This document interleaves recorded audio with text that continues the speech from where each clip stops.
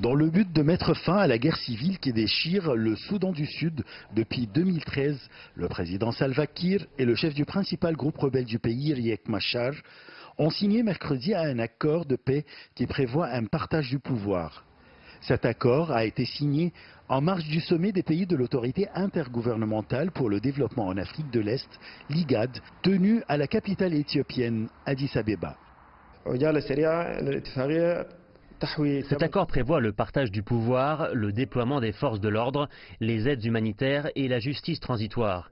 Des dizaines de milliers de personnes ont été tuées et près de 4 millions de déplacés au cours des 5 dernières années. Cet accord doit mettre fin à cette catastrophe humanitaire. Le président chinois Xi Jinping avait accueilli chaleureusement la signature d'un accord de paix global entre les belligérants au Soudan du Sud lors de sa rencontre avec le président sud-soudanais Salva Kiir au cours des travaux du Forum sur la coopération sino-africaine tenu début septembre à Beijing. Le président Xi Jinping avait exprimé l'engagement de la Chine de consolider les relations bilatérales avec le Soudan du Sud et de participer au développement dans ce pays.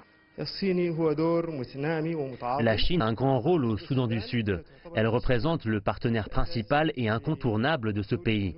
La Chine est le producteur et l'exportateur du pétrole du Soudan du Sud. C'est un pays qui œuvre à la paix et à la stabilité de ce pays. 2 ans après son indépendance du Soudan, en 2011, le Soudan du Sud a sombré dans une guerre dévastatrice après que le président Kiir eut accusé Riek Machar d'avoir tenté de le renverser. De précédents accords de paix ont été négociés, mais n'ont duré que quelques mois avant une reprise des combats.